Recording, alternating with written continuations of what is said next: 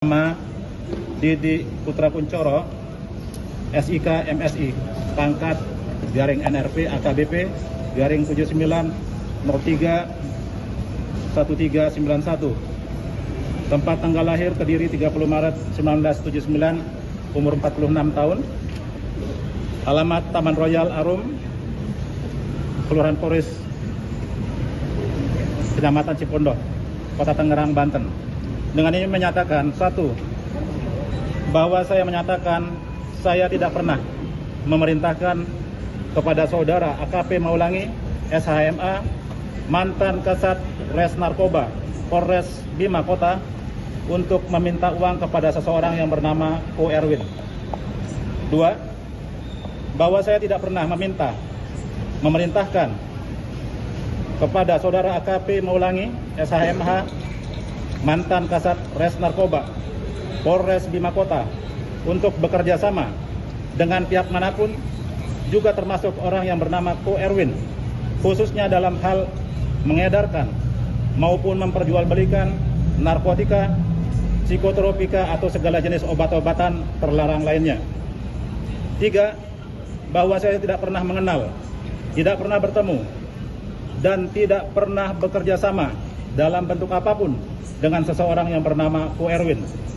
Empat, bahwa narkotika dan psikotropika yang terdapat di dalam koper yang ditemukan di rumah Dianita adalah milik saya pribadi dan tidak ada hubungannya dengan saudara AKP Maulangi SHMH alias Pak Eki, mantan Kasat Res Narkoba Polres Bima Kota.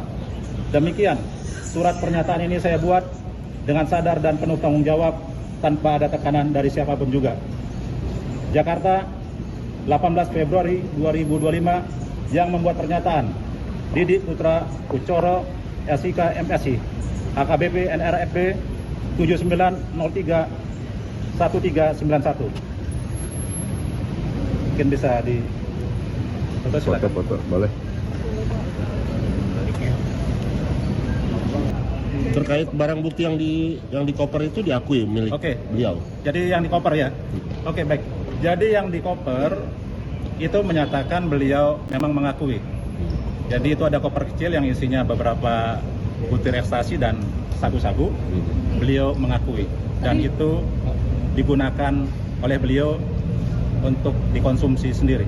Ya. Berarti dibelinya di mana Pak kalau gitu, kalau bukan dari bandar-bandar yang sudah disebutkan? Baik, saya jelaskan.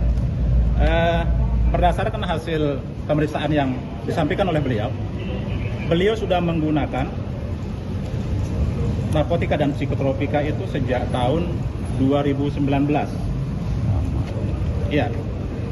Dan hasil daripada jadi narkotika dan psikotropika yang ada di koper tersebut, itu beliau menyampaikan bahwa itu diperoleh pada saat beliau menjadi Wakasat Serse Jakarta Utara, yang berasal dari, yang menurut beliau itu adalah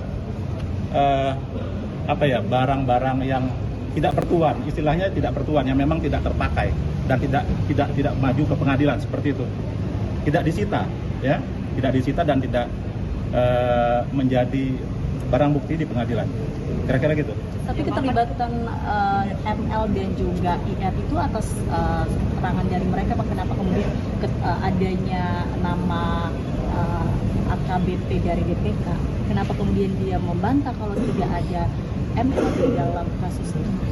Jadi begini, mungkin perlu dibedakan ya. Ini terdiri dari dua kasus. Kasus yang berbeda, koper itu di Tangerang Selatan yang ditangani Barreskrim. Sedangkan yang di NTB ditangani oleh Polda NTB itu kan berbeda. Itu berbeda. Ini perlu dibedakan oleh rekan-rekan dan masyarakat luas bahwa dua case yang berbeda, dan memang ini ditangani oleh Barreskrim tersendiri khusus tentang koper yang ditemukan di Tangsel. Dan yang kedua khusus tentang perkara AKM ya, AKPM yang ada di Bima Kota. Itu kasus yang berbeda, dan itu beliau ditetapkan tersangka beberapa hari yang lalu. Berarti Bang, kalau sidang etik ini sendiri nantinya larinya akan ke kasus yang mana, Bang?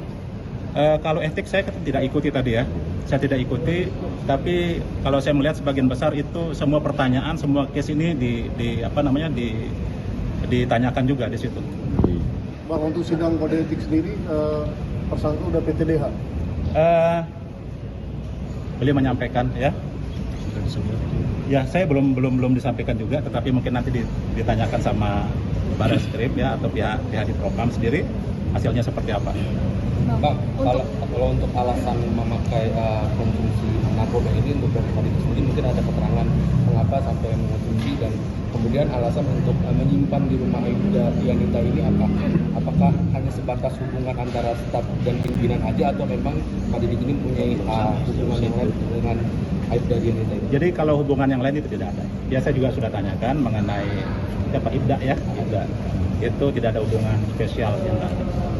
Ya. Bang, berarti untuk kan ini kan narkoba yang ditemukan kan ada satu koper bang. Nah, itu berarti memang untuk konsumsi pribadi akal Didik atau memang itu digunakan juga oleh yang lain gitu bang?